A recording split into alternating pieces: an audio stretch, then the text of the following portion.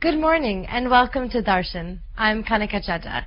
We have an interesting show lined up for you today, so grab that cup of chai and we'll be right back after this short break. Folks, that was Kanika Chadda then, Kanika Chadda now. Hi, this is Kanika Chadda, anchor and correspondent for E! Tonight on CNN IBN in Mumbai.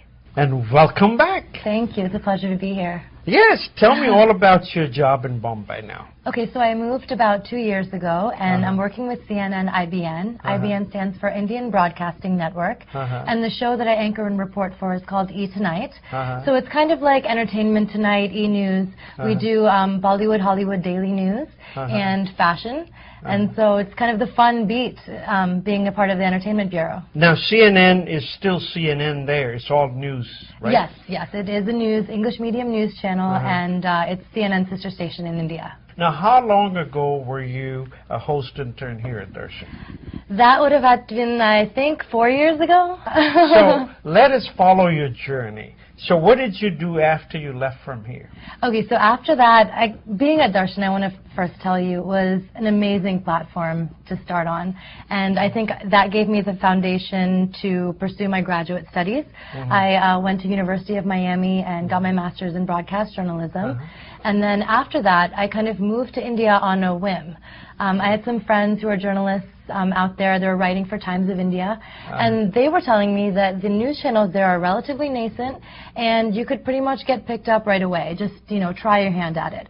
So I went out there and, was going through the interview process, and within a month got hired by CNN IBN. Fantastic. Now that means you must be extremely popular in Bombay, right? Yeah, kind of. I mean, is it like Mary Hart here on... I guess I don't have that kind of celebrity status, per se. I don't have paps following me around everywhere. Were you ever recognized in the streets of Washington, D.C. metro area as a host intern for Darshan? Oh, yeah. During the Diwali Melas, people would come up to me, and all my family and friends would tune in when I was a host intern, so...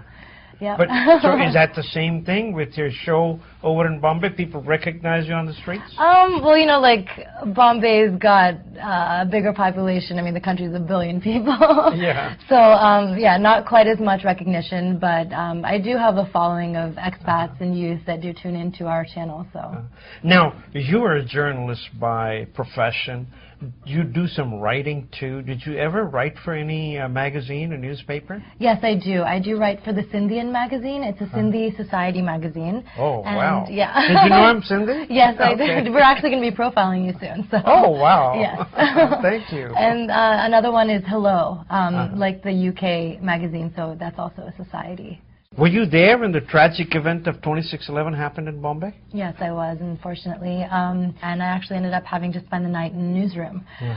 What happened was we had just wrapped our entertainment show that night, and then we got news of the shootout at Leopold Cafe in Colaba. And, it seemed very disconnected for us. We didn't know whether it was gang-related or what the motivation was. And then we heard about 2 cabs blowing up, and it seemed very desultory. And then the terrorists had taken over the Trident Hotel, Taj, and Nariman House, which was the Jewish Hillel house. And that's when I helped the assignment desk route the live trucks and station our news reporters.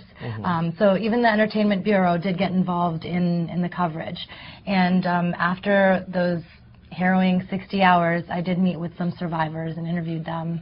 That was like a war, and I know the war correspondents learn a lot right on their feet because there's really no script up there. Yes, yeah. How did you do? You do have to think on your feet, and actually one of my supervisors at NBC in Miami, I spoke to him a little bit after the attacks, and he told me that that's where you're going to learn everything you need to know, kid. Crisis reporting, that's when you learn the most in this field. And when he covered 9/11, he had a similar experience. And with 26/11, it was different because it was those 60 hours of gripping, like around the clock live shots. Yeah. And we had to be cognizant of what information we could disclose to the public and what we had to withhold, because even the terrorists had their TVs on in the hotel rooms and were tuning in. So if we had hostages that managed to escape, we couldn't disclose where they came out from or anything like that, not until all of the terrorists were captured or killed. Wow, that was quite an experience. But how about that Slumdog Millionaire?